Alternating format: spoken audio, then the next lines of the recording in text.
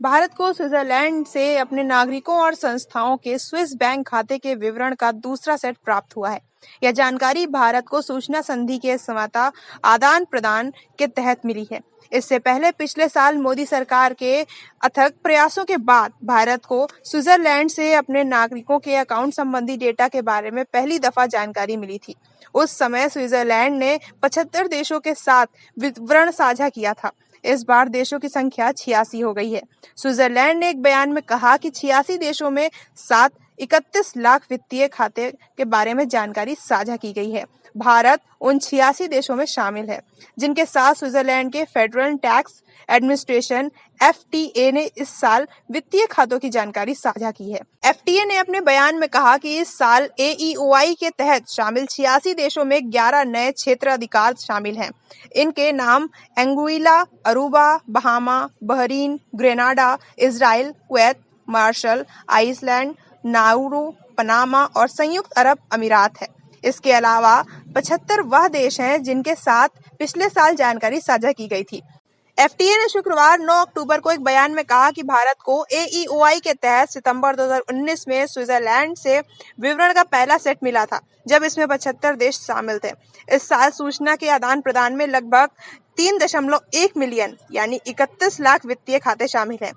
हालांकि अपने बयान में उन्होंने स्पष्ट रूप से भारत का नाम नहीं लिया, लेकिन अधिकारियों ने पीटीआई को बताया कि भारत उन प्रमुख देशों में से है जिनके साथ स्विट्जरलैंड ने स्विस बैंक के ग्राहक और विभिन्न अन्य वित्तीय संस्थानों के वित्तीय खातों के बारे में विवरण साझा किया है। अधिकारियों ने बताया कि इस वर्ष 86 देशों के साथ स्विट्जरलैंड ने जो 31 लाख वित्तीय खातों के बारे में जानकारी आदान प्रदान की है, उनमें एक बड़ी संख्या भारतीय नागरिकों और भारतीय संस्थानों में संबंधित है। अधिकारियों ने कहा कि स्विस अधिकारियों ने पिछले एक साल में 100 से अधिक भारतीय नागरिकों और संस्थाओं के बारे में जानकारी साझा की गई है। उन्होंने बताया कि यह मामले अधिकांश पुराने खातों से संबंधित है जो 2018 से पहले बंद हो सकते थे।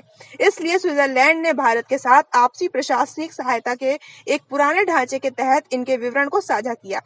अधिकारियों ने बताया कि उक्त खाताधारकों द्वारा कर संबंधी गलत कामों के प्रथम दृष्टता सबूत भारतीय अधिकारियों द्वारा प्रदान किए गए थे। जानकारी के लिए बता दें कि एईओआई के केवल उन खातों पर लागू होता है जो 2018 के दौरान सक्रिय या बंद थे।